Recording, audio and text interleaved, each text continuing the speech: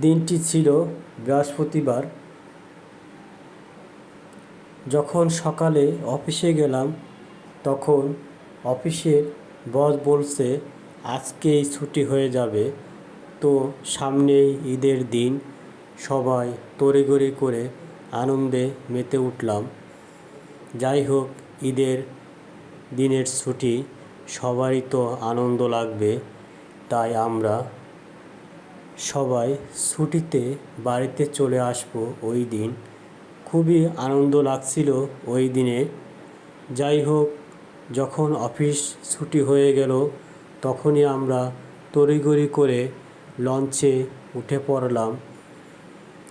তো দেখুন, এই দৃশ্যটি খুবই ভালো লাগছে। এটি হচ্ছে কর্ণফুলী নদী। রাঙ্গামাটি থেকে লঞ্চ ছেড়ে দিল, আমরা নদীর পথ ধরে চলছি এবং দুপাশের দৃশ্যগুলো নজরে পড়ছে। দুপাশের গাছগুলো এবং পাহাড়গুলো আমাকে মুগ্ধ করে তুলেছে। আল্লাহর সৃষ্টি খুবই সুন্দর।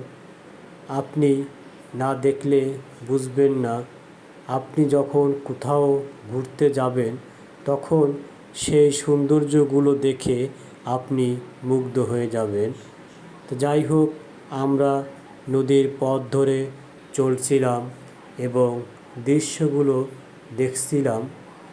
এটি হচ্ছে কর্ণফুলী নদী।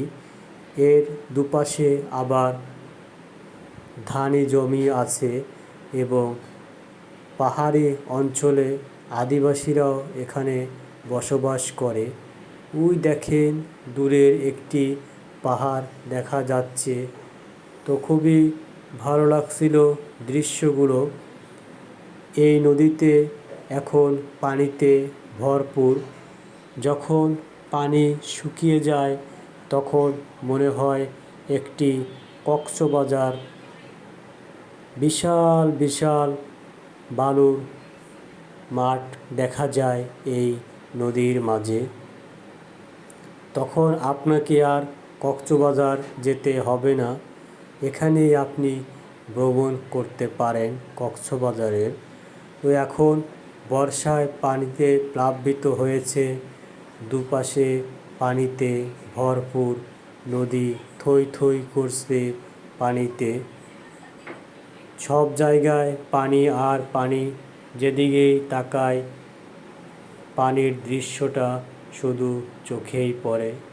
তা যাই হোক, অনেক কষ্ট করে আমরা লঞ্চে উঠলাম। লঞ্চে যখন উঠেছি তখন প্রচণ্ড মানুষের ভিড়। লঞ্চ ক্যাপ্টেন কিছু লোককে নামিয়ে দিলেন, কারণ এত রিস্ক নিয়ে তিনি যেতে চাইবেন না, তাই কিছু লোককে নামিয়ে দিলেন। এই দেখেন, লঞ্চে প্রচুর মানুষ। তো আমি লঞ্চের সামনে দাঁড়িয়ে ভিডিওটা করছিলাম।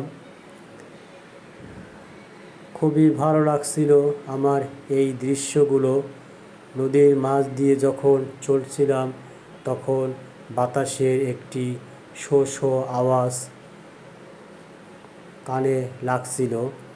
ওই দেখেন, একটি স্পিড বোটও আমাদের পাশ দিয়ে আসছে। একটি লোক উঠাতে চেয়েছিল লঞ্চে, কিন্তু লঞ্চে প্রচুর লোক থাকার কারণে আর কোনো লোক লঞ্চে নিতে চায়